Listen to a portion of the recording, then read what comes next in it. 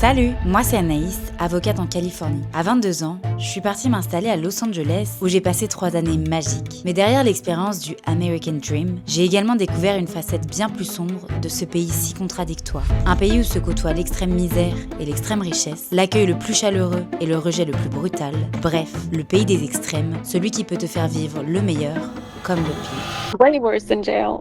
It's horrible. Aujourd'hui, je retourne dans la Cité des Anges pour une toute autre raison. Derrière les paillettes ou la réussite qu'inspire cette ville, son image est dernièrement ternie par l'ICE, la police de l'immigration, qui a instauré depuis un peu plus d'1 an un climat de peur, de violence, d'injustice et de haine. Bien que le gouvernement affirme cibler uniquement des immigrés illégaux impliqués dans des crimes, les images et les nouvelles qui nous sont parvenues en France semblent bien éloignées de la version officielle. Je me suis donc rendue sur le terrain pour essayer de comprendre ce qu'il se passe réellement et ce que vivent les personnes concernées.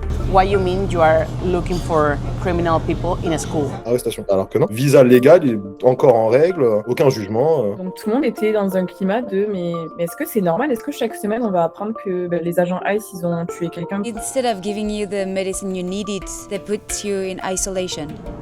Yeah.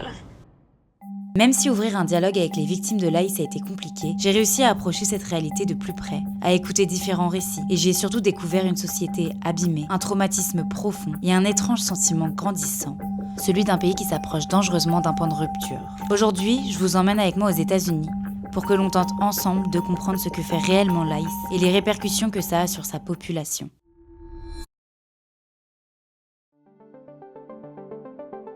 Me voilà de retour à Los Angeles après être rentrée depuis 1 an en France. Je retrouve mes amis et je suis super heureuse d'être de retour dans mon deuxième chez moi. Mais je suis surtout là pour enquêter pendant un peu plus de 2 semaines sur l'ICE. Je sais pas trop par où commencer et j'appréhende pas mal ce que je vais trouver. J'ai donc commencé mes recherches en appelant la seule ressource que j'avais en tête, Déborah, une journaliste belge qui habite à Los Angeles depuis plusieurs années et qui m'a interviewée dans le passé. Après là, des manifs, là dernièrement, il n'y a pas eu grand-chose. Même moi, il y a plein de trucs que j'ose pas dire sur les réseaux parce que et pourtant je suis sur Green Card. Oui, mais parce que on sait jamais. Ouais, mais ça c'est nouveau. Ok. Là, tu sens qu'il y a un switch et que tu dois vraiment faire attention à ce que tu dis et du coup les gens ont peur. Et donc en fait c'était hyper dur. Moi j'ai dû chercher des témoignages pour j'en ai pas trouvé quoi. Et pourquoi j'ai l'impression qu'on en parle moins en ce moment de ICE, peut-être à cause des dossiers Epstein, de la guerre en Iran. Non, on parle déjà plus des dossiers Epstein parce qu'en Ouais, fait il y a la guerre en Iran.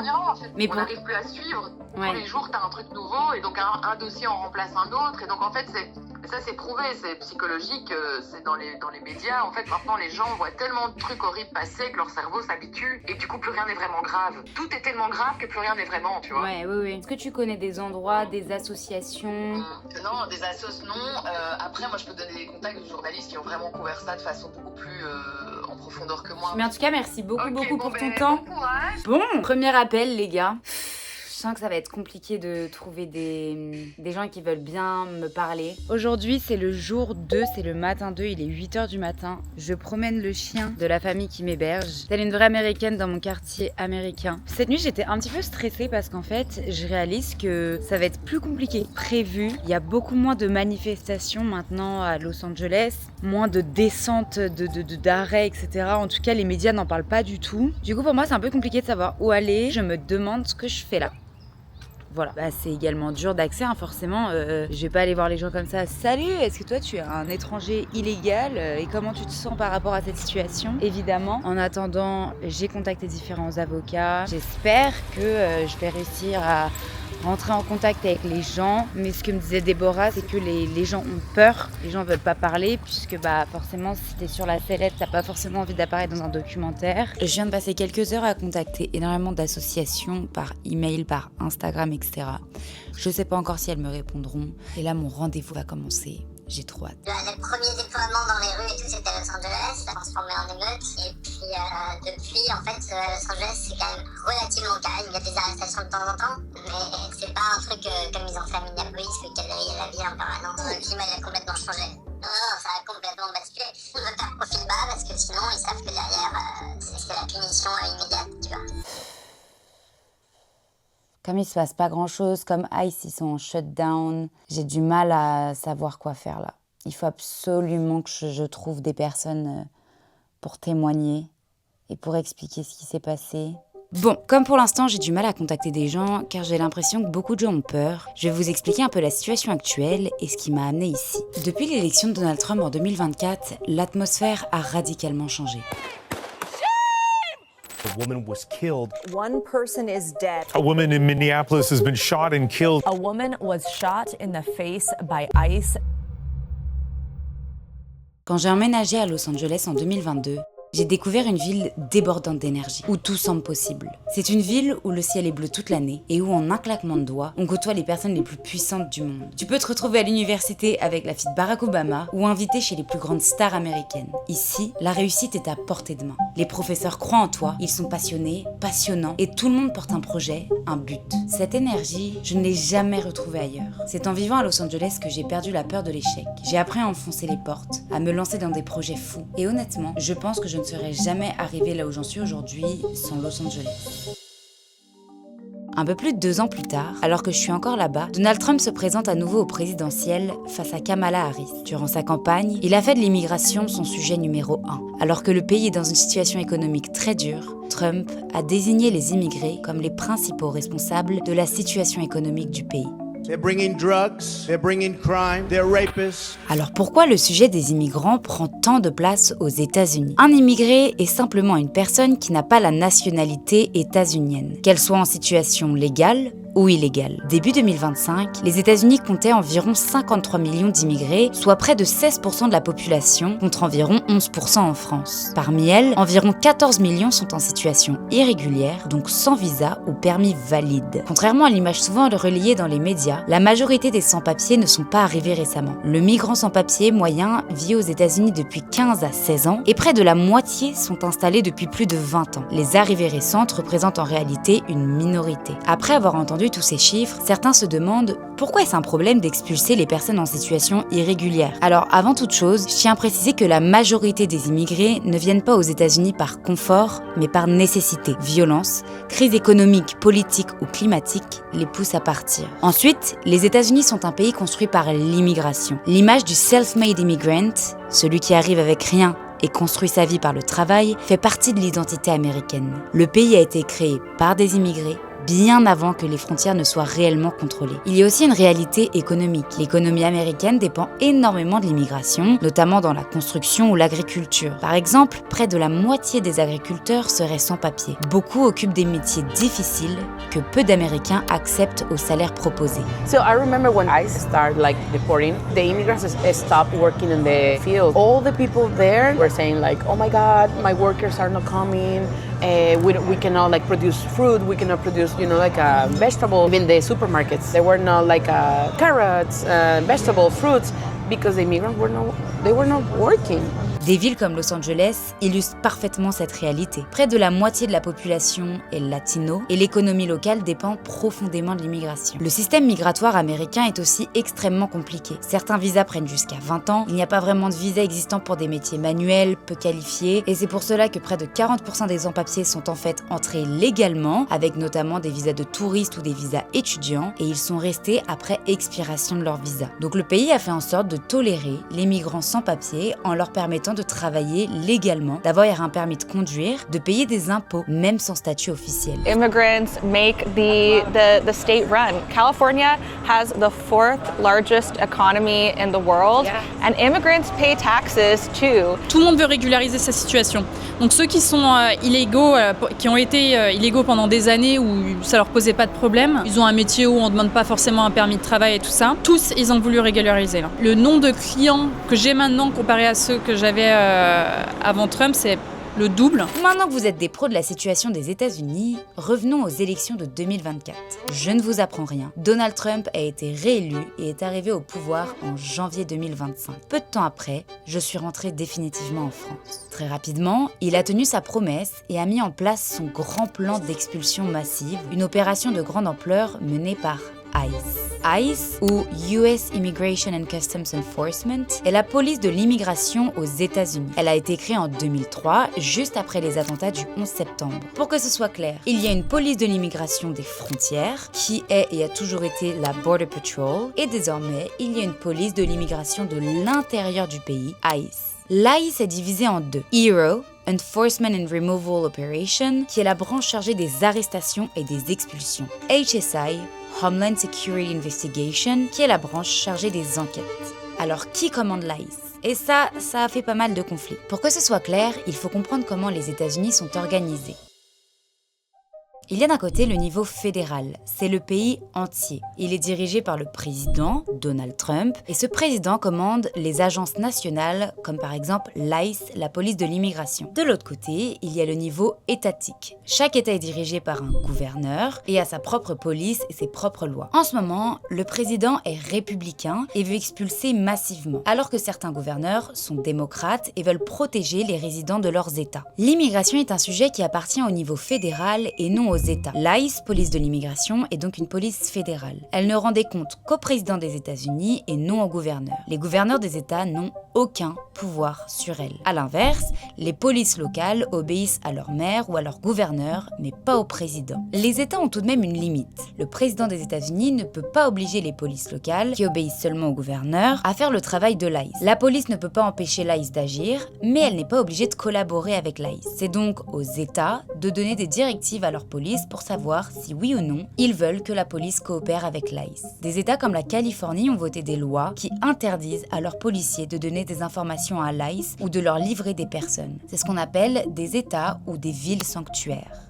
En 2025, l'ICE a accusé ces États de protéger des criminels en refusant de collaborer. En réponse, l'ICE a multiplié les interventions musclées, agissant parfois sans prévenir les autorités locales, ce qui a provoqué des grandes tensions politiques et juridiques. En fonction des présidents, l'ICE n'a pas toujours agi comme ça. L'identité de l'ICE change radicalement selon le président au pouvoir. Les choses qui vont changer vont être qui est arrêté et la manière dont les gens sont arrêtés. Mais tout ça, on y reviendra un petit peu plus tard, car j'ai découvert des choses choquantes. Il fait, écoute, là, t'es pas dans un film, t'es pas citoyen américain, t'as pas les mêmes droits que les autres, donc t'as pas d'avocat, t'as pas d'ambassade.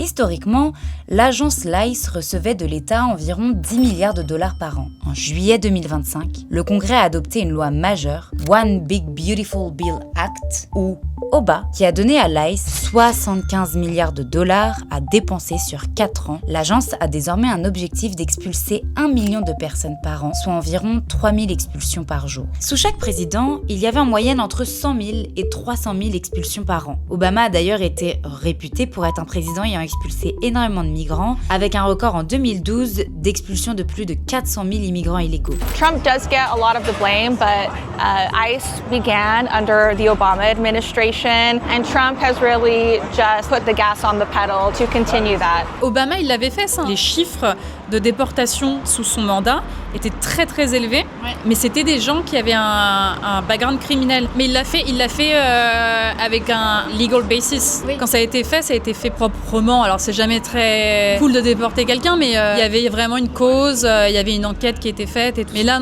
c'est différent. Le pourcentage de gens qui ont un dossier criminel, il est très bas dans ceux qui sont déportés. Donc l'objectif d'atteindre 1 million par an est énorme.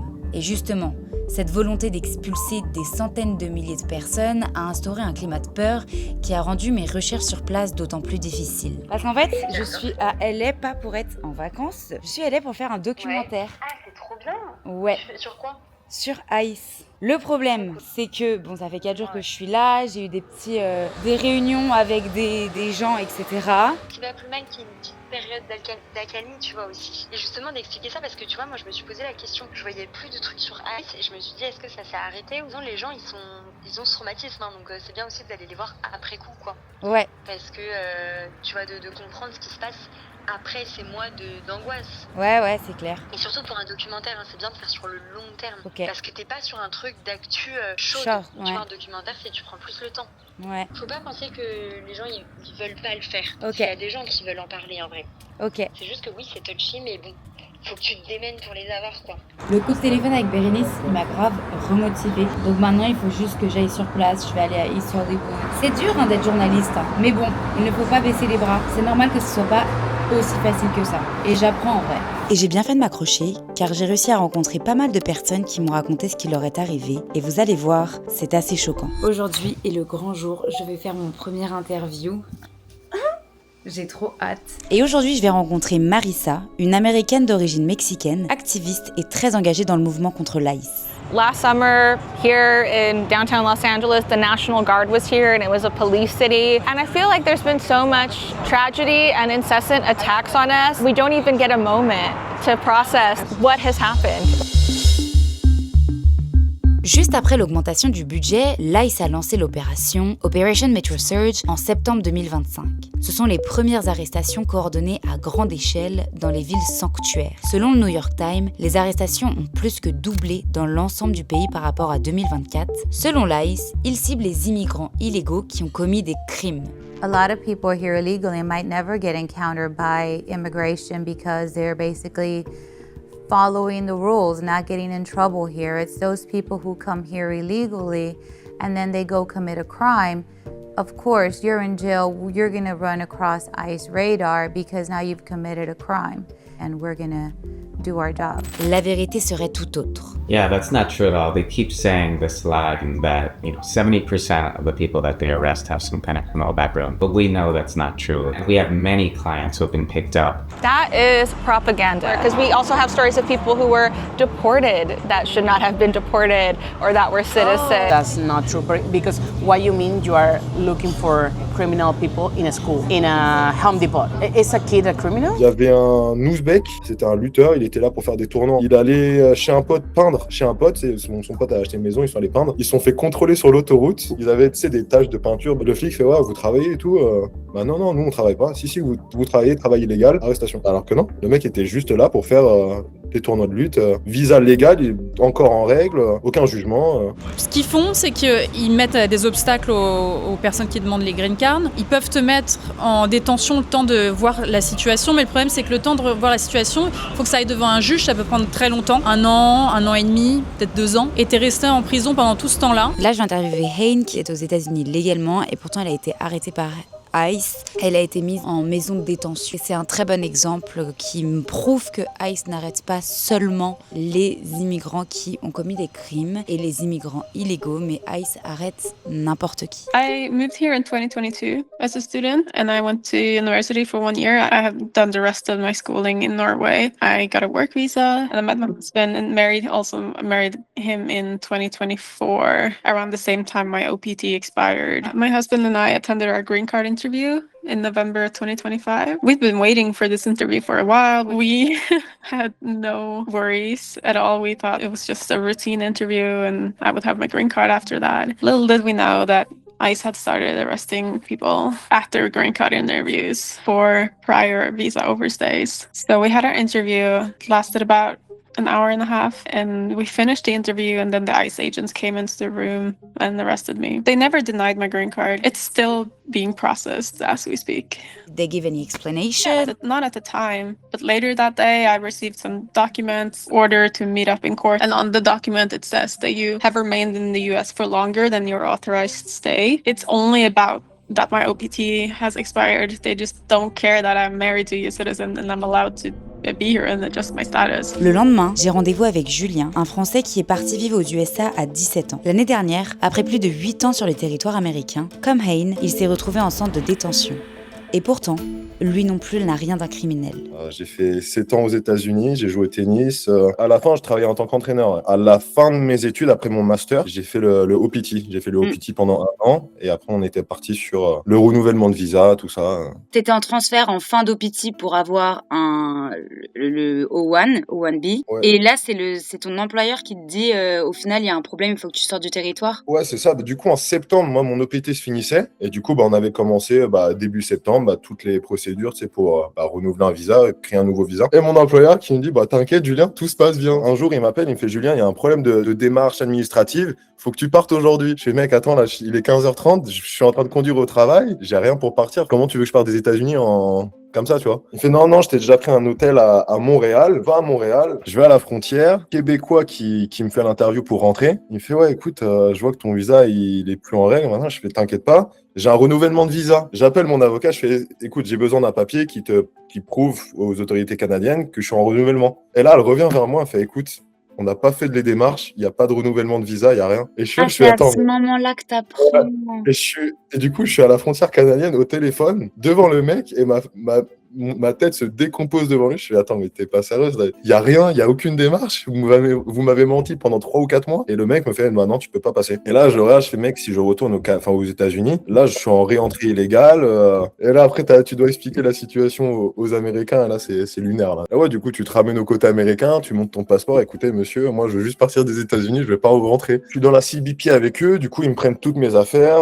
On va dans la salle d'interview. Pourquoi t'es aux États-Unis? Depuis combien de temps t'es là? Ils me prennent mon téléphone, mon ordi, tout, machin. Et ils me font, bah, tu nous donnes les mots de passe de toutes tes affaires. On va tout fouiller dedans. On met en isolement pendant 3 jours. Et ils me disent, on va donner ton casier à un juge. Et si le juge est favorable, tu repars. Si c'est pas favorable, bah, tu vas avec ICE directement. T'avais un banc en métal, des toilettes dans le coin, là-bas, avec un évier dessus. Et c'est tout, quoi, genre. La lumière allumée, pas de fenêtre. Et te mettre là-dedans pendant 3 jours, tu vois. Au bout d'un petit moment, ils m'ont donné une sorte de petite couverture, mais t'es là, je suis en train de dormir sur un banc en métal, tu vois, là. Et puis, tu sais, tu manges pas vraiment, t'as pas de douche, tu fais, mais attends, ça fait 3 jours que je suis là-dedans, qu'est-ce que vous faites, les gars, tu vois, là. Et en plus, du coup, tu perdais la notion du temps, non? Comme c'est tout le temps allumé, t'as pas de fenêtre. Bah, c'est ça, en fait, c'est tu perds la notion du temps, et c'est ça qui te rend dingue, en fait. Parce que t'es à l'intérieur, et tu sais pas vraiment ça fait combien de temps que t'es dedans. Et du coup, au bout de 3 jours, ils viennent te voir. Et ils me disent, tu vas avec ICE en centre de détention. Également, selon de nombreuses personnes, l'ICE ferait du profilage. Ils arrêteraient des personnes au hasard dans les rues selon leur couleur de peau, la langue qu'ils parlent et le lieu où ils travaillent. We have many clients who have been picked up pretty much based on the color of their skin. They have nothing to do, they have no criminal background. We know that they were just doing these roving patrols across the city. They weren't necessarily looking for specific people with, someone that they knew by name and has a criminal background.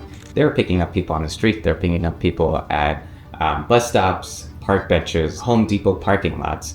Those are people that they picked up because they were brown, because they looked, quote unquote, like they were undocumented immigrants. I might look more Americanized compared to others, and it's sad to say that sometimes serves as a protection from being racially profiled. Moi j'ai beaucoup de Français, mais dans les Français il y a aussi ceux qui sont d'origine d'Afrique du Nord. Eux ça prend beaucoup plus de temps. Quand t'as un nom arabisant, et je leur dis dès qu'ils m'embauchent, pour vous ça va prendre le double du temps. C'est depuis Trump que c'est comme ça. J'avais pas eu ce problème avant. C'est plutôt au niveau de la religion. C'était musulman, ça passe moins. J'ai rencontré un Français qui est ici, qui a des origines hispaniques, qui m'a dit que la première fois qu'il arrive à Minneapolis, il y a des agents de l'immigration qui l'avaient pris en photo alors que juste il traverse de manière hyper random à un passage piéton. Mais tu vois que oui, du coup, c'est vraiment c'est un contrôle au faciès, quoi. And is it legal to stop someone just based on their colors and if they don't have any proof that they committed a crime? It's not. Our Constitution says that you have to have a probable cause for picking some up, or at least reasonable suspicion to believe that they either have committed a crime or are about to commit a crime. Et d'ailleurs, selon de nombreux témoignages, l'ICE n'arrêterait pas seulement des immigrants illégaux qui n'auraient pas commis de crime, mais même des immigrants légaux, ceux qui ont des green cards, ceux qui ont même la nationalité américaine. You could argue that my student visa was expired, but I didn't hurt anyone. I didn't do anything to harm anyone. So how do we treat people like this? When a visa is expired and when you're waiting for a new visa, you're allowed to stay in the US. Like when my OPT was expired, I think my H-1B visa was accepted 5 months after.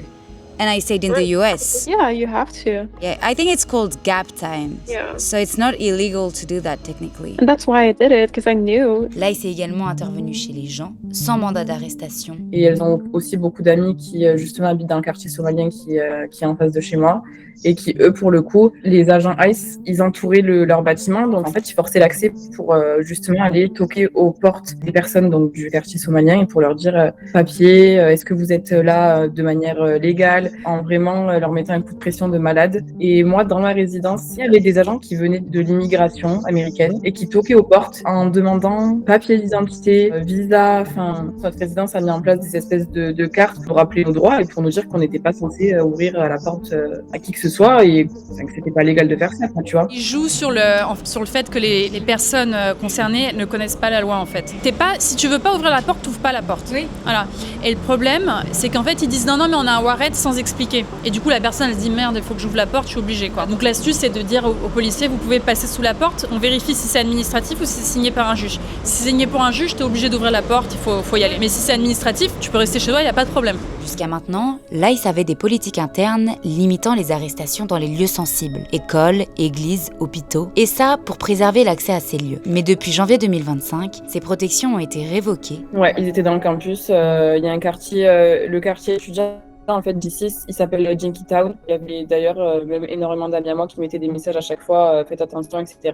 Agent ICE, ils n'étaient pas forcément en tenue d'agent, ils étaient juste en civil. Ils te demandaient ta carte, enfin un document d'identité. Et c'est pour ça que nous, en tant qu'étudiants internationaux, nous ont dit gardez vos passeports sur vous quand vous êtes dans l'université, quand vous allez ailleurs, parce que ça peut être un motif de ben voilà, on vous embarque parce que vous n'avez pas de papier d'identité sur vous. My sister is an educator. I also have a lot of friends that are educators from elementary school to high school, and they reported a lack of attendance. They reported children not going to school anymore. But even if you did go to school, they talk about the fact that they're afraid for their parent. My own niece had a friend who was just consistently thinking that she was going to have to self-deport with her family. How old is she? 11. Like, do they have a right to enter the school? No, the school official doesn't have to let in immigration enforcement if they're looking for a child, a specific child, or a staff member or a parent. But unfortunately, that doesn't mean that takes away the fear that people have.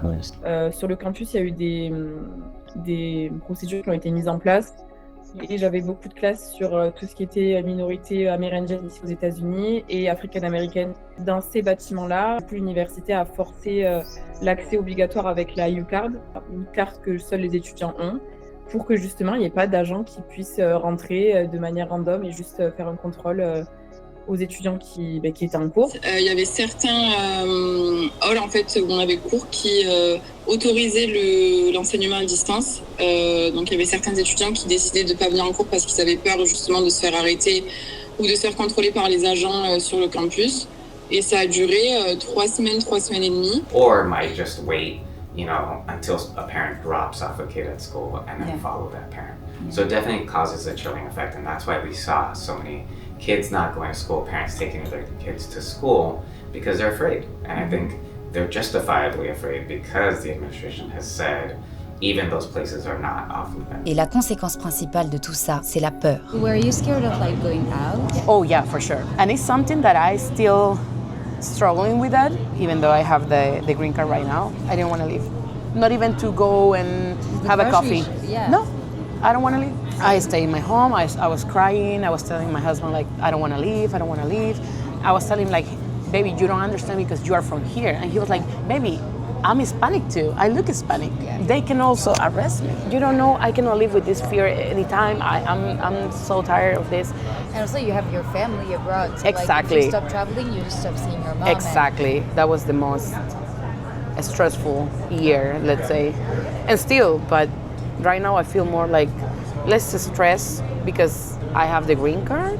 But if they want to, they can perfectly take my residency, En fait, t'es jamais tranquille à part si t'as un passeport américain, et même ça, t'es pas protégé. Un visa, une green card, t'es pas protégé. Donc effectivement, c'est toujours stressant. T'es stressé quand tu vois qu'il y a des... Parce que tu sais, sur l'appli Citizen, tu peux voir s'il y a ICE autour. Ouais, et donc déjà tu vois ça, donc tu stresses. Moi quand je stresse, c'est surtout quand je voyage, j'ai rien à me reprocher, mais en fait on sait jamais. Il y a un truc mal interprété et basta, parce que je cherche pas à comprendre. J'avoue que j'avais peur parce que je me disais, en fait j'avais justement cette réflexion-là où je me disais, mais attends, deux citoyens américains, toi t'es pas chez toi. Puis je me sentais vraiment comme une personne qui était pas chez elle et qui était pas voulue. Alors que je suis même pas la target et que j'en suis consciente. Et la manière dont l'ICE arrête les personnes est également choquante. ICE was created long time ago. Did they always acting like that? I mean, ICE has always been kind of a tough agency, right? They have definitely got after immigrants. But there's definitely been a change under the second Trump administration because ICE now feels like its handcuffs are off, that it can go after immigrants very aggressively. That, we saw the videos, right, of them tackling down people, chasing them, beating them in many cases. And that's something that is definitely different. It feels like they're allowed to do this now because the administration is saying it's okay. L'ICE affirmerait également aux personnes qu'ils arrêtent qu'ils n'auraient pas les mêmes droits constitutionnels que les Américains, car ils seraient là illégalement. Dès que je suis rentré dans la salle d'interview avec la CBP, j'ai fait écouter, à vous parler, moi je veux avoir accès à mon avocat et je veux que l'ambassade soit au courant. Il me fait, écoute, là t'es pas dans un film, t'es pas citoyen américain, t'as pas les mêmes droits que les autres, t'as pas ces droits-là. Donc t'as pas d'avocat, t'as pas d'ambassade et je suis... It's not true. There are definitely differences in terms of the rights that someone has if they have lawful status or not. But in terms of the Constitution is very clear that everyone who's here has certain due process rights. That they, for example, can have the right to speak to an attorney. They have a right to remain silent. That doesn't matter what your status is. En réponse à tout ça, la population s'est rapidement mobilisée à travers de nombreuses manifestations. Ensuite, de nombreuses personnes habitant aux États-Unis ont tenté d'empêcher les arrestations. But this time I was crying. I remember I was watching in TV how people were like, you know, even people from here, people who normally like you don't believe they will protest for you, they were there. And I'm like, I was so proud. I was like, oh my God, this is a country that my hope is not lost, at least. I am seeing mass awakening to the extent that we need. No, not yet, but step by step. We formed rapid response teams. Okay. So if somebody saw an ICE attack happening, we had rapid response teams that would go and to try to support. Were we able to tackle ICE? You know, not necessarily, but at the very least what we did was identify their name, get video evidence of what was happening, and to try to inform somebody that's connected to them of the attack. J'ai deux colocs du coup qui sont américaines qui elles du coup pouvaient aller protester. Moi j'ai une autre coloc qui est indienne, donc on était littéralement bloqués à l'appart, on pouvait pas, comme je t'ai dit, y aller. Elles y allaient et elles sont hyper impliquées dans tout ça, donc elles nous ont fait part de ce qu'elles voyaient. Elles étaient hyper investies. On a également pu voir sur les façades de plusieurs immeubles à Los Angeles des projections avec le message « Am I next ? Suis-je la suivante ?» Trump aurait alors condamné fermement ces manifestations, déployé la garde nationale et instauré un couvre-feu dans la ville en réponse aux troubles, évoquant un soulèvement de la population et en s'appuyant sur les images diffusées par les médias pour justifier ces mesures. Pour beaucoup, voir la garde nationale envoyée après des manifestations renforce le sentiment de dérive autoritaire des États-Unis.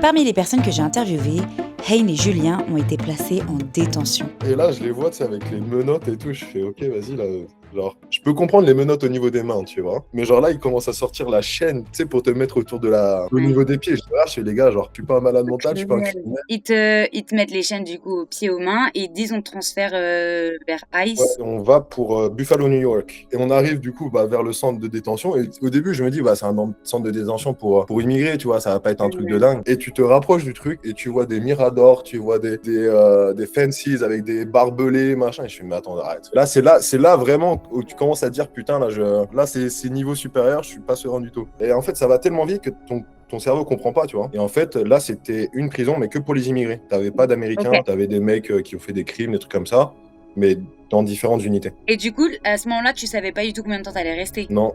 Et c'est le plus compliqué, je dirais. T'as des mecs, ça fait... Bon, c'est des cas vraiment extrêmes, mais ça fait 5 ans qu'ils sont dedans, ça fait 2 ans, ça fait 1 an, ça fait 6 mois, ça fait 3 mois. After like 16 hours, we were transferred to a detention center. Did you go to like a jail with criminals? They had divided us up by level of crime. So there were criminals in there, but I didn't like interact with them. We were kept separate. En fait, quand on est arrivé avec le cubain et le roumain, bah là, on pose nos affaires sur un comptoir. T'arrives là-bas, du coup, tu rends toutes tes affaires, ils te passent en uniforme pénitentiaire. D'abord, tu prends une douche, et la douche a été incroyable en vrai, au bout de 3 jours. Tu sais. Et non, après, tu vas voir le docteur, il te pose des questions genre t'es dépressif, est-ce que t'as le sida, les trucs comme ça. I have diabetes. It's a medical condition, and they refused to give me insulin, so I got sick. And after getting sick, they put me in isolation. I didn't do anything wrong. They couldn't take care of me. Instead of giving you the medicine you needed, they put you in isolation. Yeah. It can be super dangerous, no, if you don't take your medicine. Yeah, I have type 1, so I need insulin every day. I told them a million times. They didn't care. And they also put down the wrong diagnosis in my charts. I mean, they took my insulin, so they knew I was on insulin, right? Did you have consequence for not taking insulin? Yeah, I got very sick. My blood sugar went very, very high. On the 4th day, my blood sugar was over 500, and I felt like I was gonna pass out any moment. At that moment, they finally let me see a doctor, and they finally started giving me medicine. They still put me in isolation the day after and kept me in isolation for 5 days, which makes no sense, because if they just could give me my medicine, I would be fine. Puis après, ils te lâchent dans l'unité. C'est un gros bloc, en gros, où tout est ouvert, en fait. Donc, les toilettes sont ouvertes, comment t'appelles ça, les douches sont ouvertes, t'as des lits au 2e étage, au 1er étage, et tu rentres dans l'unité, et je te jure, t'as 80 mecs à peu près dans l'unité, et t'as 80 gars qui te crient dessus, genre. Parce que tu venais d'arriver, t'étais nouveau, du coup, ils Ouais. criaient dessus. Ouais, dès qu'il y a un nouveau gars qui rentre dans le truc, c'est limite la tradition, genre, c'est que tu leur cries dessus, genre. T'avais peur? Ouais, mais en fait, genre, ça faisait 3 jours que j'avais peur, au bout d'un moment, tu te dis, genre, je sais pas, t'es juste en survival. Et au final, genre, au bout de 10 minutes, tu sais, je pose mes affaires là où mon lit a été assigné, et t'as des mecs qui viennent te voir, commencent à te parler, écoute, machin, bon, tout le monde est tranquille ici. En soi, tout le monde dans l'unité était tranquille. Il y avait 2-3 fous furieux. En soi, tout le monde était gentil, genre bienveillant. Ok. Des gens dépressifs parce que ça faisait déjà 5 ans qu'ils étaient enfermés, tu vois, mais pas de gens méchants. Et ta chambre, tu l'as partagée avec qui? Des gens? Bah, t'avais pas de chambre en soi. C'est un truc ouvert, t'es tout le temps entouré de gens, t'as tout le temps des gens qui te regardent, t'as tout le temps... Attends, mais je viens de réaliser, du coup, les toilettes, elles sont aussi dans ce truc-là. Du coup, vous devez aller aux toilettes devant tout le monde. Ouais, devant tout le monde. Tu te douches à Walp devant tout le monde. Dormir, lumière allumée, t'as des gens, ils dorment jamais la nuit, ils crient comme des malades la nuit. Tu te sens toujours observé en soi, tu vois. C'était un peu parano, même si tu dis, bon, je pense qu'il va jamais rien se passer. Mais tu sais jamais, quoi, tu vois. The conditions in a lot of these facilities have really deteriorated. And I think that's in large part because of what we were seeing, for example, in Los Angeles back in June, and the rush to get so many people arrested and put into these facilities that weren't ready to receive a lot of new folks. So the conditions have gotten really horrible. We're talking about really terrible food, water that's almost undrinkable, very bad hygienic conditions, dirty bathrooms, unsanitary conditions. And then this lack of medical care, adequate medical care. People aren't being seen if they have an emergency situation until it's too late. We've seen now dozens of deaths. It's horrible. It's way worse than jail. I mean, it kind of looks like jail, like you see in the movies, but it's dirty. Yeah, they obviously don't provide medical care on time, and when they do, it was not good care at all. You have to keep someone in isolation because they have diabetes. That's actually discriminatory. According to the ADA, Americans with Disabilities Act, you can't do that to someone just because of their condition, right? Du coup, là-dedans, tu restes combien de temps? Dans celle-là, j'ai dû faire un peu moins de 2 semaines, genre 12 jours, 13 jours, un truc comme ça là-dedans. Là non plus, tu n'avais aucune nouvelle de est-ce que tu allais être transféré, est-ce que tu allais sortir, Non, etc. normalement, j'avais un procès 2 jours avant. Ils prennent, je sais plus, 10-15 mecs de la cellule, enfin de l'unité. Ils nous mettent dans une pièce, ils me disent, écoutez les gars, demain vous partez soit pour le Texas, soit pour la Californie. Aucune explication, je fais non, moi j'ai un jugement, je veux pas partir, je reste ici. Et les mecs ils se regardent, ils font non, tu vas signer ce papier. Si tu le signes pas, bah on te fout encore plus dans la merde parce que tu coopères pas et tu pars de toute manière. Gros coup dur là. Quand je reviens dans l'unité, bah je vois que mon téléphone, mon numéro il a été bloqué. Du coup je peux plus appeler mes parents, je peux plus appeler mon avocat. Mes proches savent même pas que je vais être transféré. Et là je fais putain, non là c'est relou là. Mais pareil, le transfert il est lunaire, tu vois, genre, on nous réveille à 3h du matin. Dès 3h du matin, on est chained up, on est dans une salle pendant 5 ou 6 heures pendant que le mec, tu sais, il prépare le van, il prépare tout, et va mettre 30 mecs dans une salle de, je sais pas, de 30 mètres carrés, même pas, tous enchaînés, tous stressés, tout le monde a faim, tout le monde est fatigué, il y a des mecs qui commencent à se battre dans la pièce, machin. Du coup, après, il y a deux bus, du coup, qui partent, direction l'aéroport. Là, on nous avait placé les habits civils, tu vois. Il faisait froid, c'était la période où il faisait vraiment froid, du coup, t'avais des grosses doudounes, des trucs comme ça. Ces enfoirés dans le bus, ils ont mis le chauffage à fond. On était dans le bus, je peux te dire qu'on n'avait pas bu, on n'avait pas mangé, on était dans un étage, il faisait tellement Parce chaud qu'en dans le plus, comme truc. vous êtes menotté, vous pouvez pas enlever vos... Non, je peux pas, t'arrives à te débattre un peu, tu sais, pour enlever le haut du truc et tout, mais au bout d'un moment, genre l'avion, il arrivait en retard sur le tarmac, du coup, bah, on nous a laissé sur le tarmac, dans le bus, chauffage à fond, je peux te dire c'était un four à l'intérieur. Ah, et genre, tu sais, tout le monde commence à péter un plomb, ça fait 2 heures qu'on attend sur le tarmac, enfin le parking du coup, et tu sais, on demande, écoutez les gars, genre, je peux comprendre qu'on est détenu et tout, mais on n'est pas des animaux, on n'est pas du bétail. Genre, donnez-moi un peu d'eau, donnez-nous un peu d'eau, machin. Genre, enlevez le chauffage. Et les mecs, ils re-rentrent dans le bus, ils fument une cigarette. Et tu sais, tu les vois reach out for something. Et en fait, ils mettent juste la radio à fond pour pas nous entendre. Et tu te dis, putain, vous êtes vraiment des enfoirés là. Où il y avait des gardes qui étaient nickel, tu vois, genre, ils prenaient tes nouvelles, genre,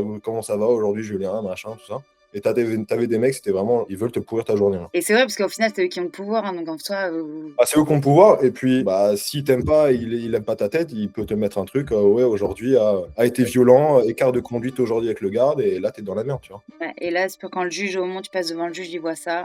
Tu fais pas Et tu te grand-chose. sentais comment à San Diego? Mieux qu'à Buffalo. Buffalo, c'était vraiment horrible. C'était horrible, tu mangeais très très mal. Je crois que j'ai perdu 7 kilos en un mois, tu vois. Genre. Did you have like the same rules as like people who are in jail? Like you have like, you're allowed to go on a walk like a certain amount of hours per day, or is it different? It depended on, of course, at first I was with other people, and then, yeah, we were allowed to go to a library 30 minutes per day or something like that, but only 20 people, and we had 150 people. So whenever they like blew the whistle, everyone was running as fast as they could to the door. They had a couple of puzzles that you could use in the main area, and sometimes they would open the yard during the daytime so you could walk outside a little bit, which was nice. They would lead us to a like bigger food hall 3 times a day, but other than that there was nothing. And again, when I was in isolation, none of that existed. No phones, you can't go outside, you can't move around, there's no shower there even. It was disgusting, and it's freezing. It's so cold, fucking cold, and yeah, everyone's shivering all the time. So you couldn't shower for like 5 days? Yeah, alone in a tiny room. And like you could not like have a walk? Mm-mm. À San Diego, c'était une prison comment? Là, ça ressemblait plus à une prison, genre tu vois bah, dans les films. Vous étiez combien dans ta cellule? On était 2 par cellule. En fait, tu passes la moitié de ta journée dans la cellule, t'as pas de fenêtre extérieure, t'as rien, et tu te dis putain, j'espère que le mec est tranquille, j'espère qu'il est sympa et qu'il parle un peu anglais. Mais comment ces personnes sortent-elles de détention? Dans les États les plus libéraux comme la Californie, la personne peut payer une caution pour sortir avant son jugement. Elle portera alors un bracelet électronique jusqu'à son jugement. Mais dans les États les plus conservateurs comme le Texas, il n'y a pas de caution possible et les personnes doivent donc rester enfermées jusqu'au jugement. Je savais pas exactement quelles étaient mes charges quand j'étais incarcéré, tu vois. Et là, toujours pas de date d'audience? Du coup, au bout de quelques jours, j'en avais une. Et du coup, je passe devant le juge et tout. Tout se passe bien, tu vois. Le juge, bah, tu vois qu'il est clément envers les immigrants. Et le juge, il regarde et fait ouais, mais monsieur, il y a tout qui est bon, sauf qu'il n'y a pas de signature ici. Je peux pas vous laisser partir, le dossier est incomplet. Et là, je suis là. C'est la signature de qui? C'est la signature de mon avocat pour compléter le dossier, quoi, tu vois. Monsieur Pereira, je peux pas vous libérer, votre dossier n'est pas complet. Je vous suggère fortement de changer d'avocat. Et là, quand le juge... C'est une erreur énorme ce qu'il a faite. Hein. Et du coup, je me retape 2 semaines, 10 jours en plus, en gros. I had a court hearing. I was detained on a Monday, and I had a court hearing the next Monday. So a week after. Mes parents ont regardé un moment parce qu'ils se disaient l'avocat est tellement nul. Ouais. C'était des trucs 12 000 balles, enfin ça. En tant que Français, on a de la chance qu'on a un peu de sous de côté. Mais t'es soudanais ou t'es mort. And when did you found out that you were gonna go out? I had a bond hearing and I was granted bond. It should be between 24 to 48 hours. The judge just looked at my record and said the defendant has no criminal record and is not a danger to society and is not a flight risk. And therefore, I'm giving you bond for the lowest amount possible, which is $1,500. Also, you had to pay? Yeah. We're supposed to get it back after you go to court and you show up to all your hearings. You're supposed to get it back, but we haven't gotten it back yet. Tu as ton nouveau jugement au bout de 2 semaines où là l'avocat avait finalement signé le papier. Du coup, tout se passe bien. Ouais. Et t'as le juge qui grant ma caution. Je vais t'expliquer, c'est il te sort du truc, bah il te rend tes affaires, il te rend tout sauf tes documents d'identité, passeport. T'as pas de documents d'identité, il te donne juste un papier marqué ICE. Ok, bah cette personne-là était avec ICE. Ces documents sont détenus par ICE. Et du coup, je sors, il me lâche à une station de bus à la frontière de Tijuana. Il t'enlève les menottes devant tout le monde à la station de bus à 3h du mat. Bracelet électronique au niveau du pied. I mean, they put an ankle monitor on me. You still have it? I went to court again in January into immigration court. I was just not in jail anymore. And up until that point, I was still having the ankle monitor and I had to go check in with ICE every 2 weeks or something. And then I went to court January 26th and the case was terminated because it was bullshit. J'arrive à l'aéroport de San Diego, je me ramène à la TSA, tu vois, la sécurité de l'aéroport. J'étais avec ICE, j'ai un bracelet électronique, j'ai pas de passeport, j'ai pas de pièce d'identité, mais j'ai un vol pour New York. Et là, les mecs, ils me regardent, ils font, mais on n'a jamais vu ça, mec. Avec les nouvelles procédures, avec les nouvelles règles de Trump, en fait, il n'y a aucun process qui est bien défini. On sait pas quoi faire avec toi. Au final, on me laisse passer. J'avais juste peur qu'ils commencent à sonner ou qu'ils se disent, putain, le mec, il est dans un avion, il est en train de partir des States. Franchement, j'arrive à New York, bon. Je me décompose un peu là, je me pose et je fais putain, il s'est vraiment passé ça, tu vois. And it's incriminating, like to walk around with an ankle monitor, it's embarrassing, right? The amount of money, the lawyer's cost, the bond, loss of work. How do you feel now? I'm just kind of sad and mad about the whole thing. Still waiting again on my green card, which is annoying. Can't go anywhere, I can't go. I would love to go back to Norway for a little bit and get a break from this. When was the last time you went there? 4 years ago. And you have your whole family there? Yeah. And do you know how long it's gonna take to get your green card? No, nobody knows. It could be years. Plus les semaines passaient, et plus la tension augmentait dans les villes dans lesquelles l'ICE sévissait. Je pense que ça a duré entre 1 mois et demi et 2 mois. C'était début janvier, ça allait encore et 5 jours après, c'était catastrophique. Il y avait de plus en plus d'agents ICE dans les rues, sur le campus. Et en janvier 2026, à Minneapolis, alors que l'ICE agissait de manière très intensive dans la ville, 2 personnes ont été tuées par les agents de l'ICE dans les rues de Minneapolis, et ces 2 personnes étaient américaines et blanches. And we start with breaking news. US media are reporting that one person has died after being shot by federal agents. Just over 2 weeks after the fatal shooting of Renee Good, another person has been shot and killed by an ICE agent in Minneapolis. Le 8 janvier 2024, Renee Nicole Good, 37 ans, poétesse et mère de 3 enfants, se trouve dans un quartier de Minneapolis où l'ICE fait une descente anti-immigration. Alors qu'elle tentait de protéger les personnes ciblées, elle a été abattue par l'ICE au volant de sa voiture.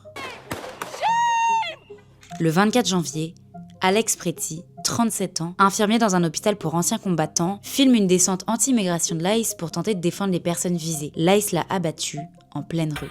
Je suis arrivée un peu après, mais le climat était, tout le monde avait hyper peur.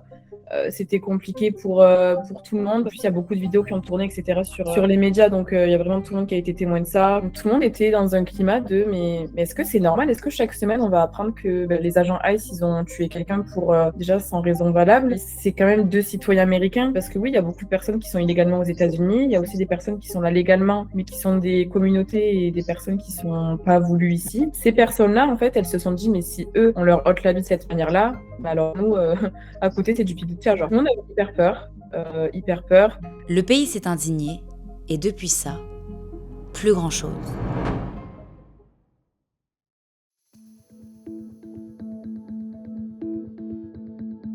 Les médias se sont tout d'abord concentrés sur de nouvelles actualités, comme la sortie des dossiers Epstein ou la guerre en Iran. Mais est-ce que l'ICE continue en même temps d'agir de la même manière qu'elle le faisait jusqu'à maintenant? I would say there's not as much of an aggressive deployment compared to last summer. À Los Angeles, ils ont maintenant l'interdiction d'agir avec visage couvert. Donc forcément, ça ralentit les opérations. Tu peux plus faire n'importe quoi en toute impunité parce qu'on sait qui tu es. Et ce ralentissement de l'ICE, il peut s'expliquer par différentes raisons. Tout d'abord, face aux différentes dérives constitutionnelles de l'ICE, certains contre-pouvoirs ont commencé à prendre des mesures pour recadrer l'ICE. Le premier, ça a été le Congrès américain. Février, les démocrates du Congrès ont fait blocage aux républicains pour se mettre d'accord sur le budget du ministère de la Sécurité intérieure qui gère l'ICE. L'ICE est donc rentré en shutdown, c'est-à-dire que tout le budget a été frisé pendant 75 jours. Le Sénat a également récemment bloqué la mise en place de la loi OBA, et par exemple, il y a également eu un juge fédéral à New York qui a récemment interdit à l'ICE d'arrêter des migrants dans ou autour des tribunaux d'immigration. Et ensuite, il faut pas oublier que les élections des midterms arrivent dans quelques mois. C'est un moment très attendu aux États-Unis et les actions de l'ICE sont devenues un sujet très sensible pour les Américains car ça a profondément divisé le pays. Donald Trump a tout intérêt à apaiser les tensions avec son électorat, mais également avec les autres institutions du pays. Le gouvernement de Trump essaye donc d'être plus discret et fait en sorte que l'ICE soit moins sur le devant de la scène. Alors attention, les arrestations continuent toujours bel et bien, mais de manière plus ciblée et discrète. L'objectif est clair, continuer à arrêter, mais sans provoquer des nouvelles crises politiques comme celle de Minneapolis.